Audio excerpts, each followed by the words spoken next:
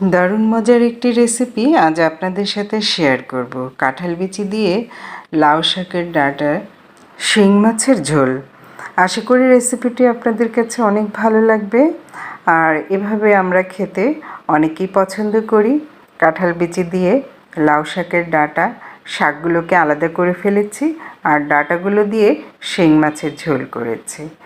আশা করি আপনারাও এইভাবে বাসায় তৈরি করে নেবেন, দেখবেন খেতে দারুণ মজার। চলুন তবে দেখে নেওয়া যাক। প্রথমে আমি লাউ শাকের ডাঁটাগুলো এভাবে কেটে নিয়েছি, ডাঁটাগুলো রাশ ছাড়িয়ে নিয়েছি। এবার ধুয়ে নিচ্ছি ভালো করে কয়েকবার পানি পাল্টিয়ে।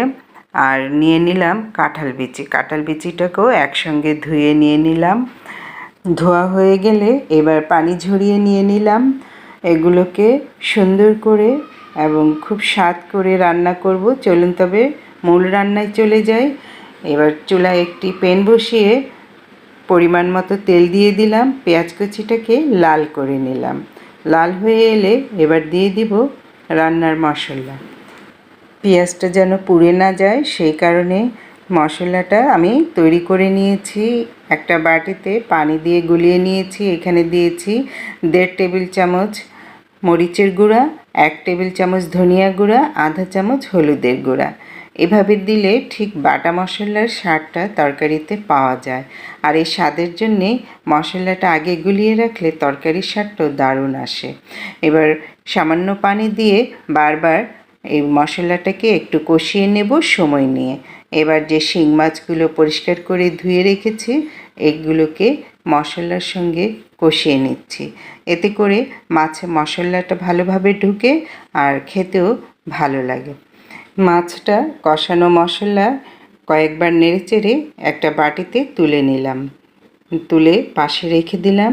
এবার কষানো মশলায় আমি ডাঁটা এবং কাঁঠাল বিচিটা দিয়ে দিচ্ছি যেগুলো ধুয়ে রেখেছিলাম। এবার এগুলোকে ভালো করে মশলার সাথে নেড়েচেড়ে মিশিয়ে নেব। ভালো করে মেশাতে হবে। মিশিয়ে স্বাদ মতো সামান্য লবণ দিয়ে দেব।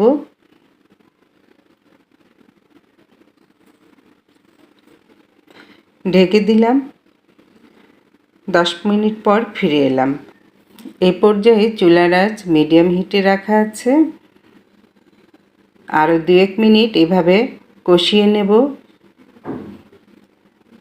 পানিটা অনেকটাই উঠে এসেছে ডাঁটা থেকে।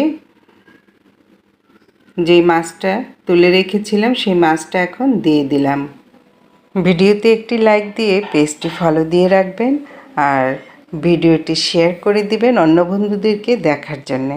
যারা চ্যানেল থেকে দেখছেন তারা চ্যানেলটি সাবস্ক্রাইব করে পাশে থাকা বেল আইকনটি প্রেস করে দেবেন।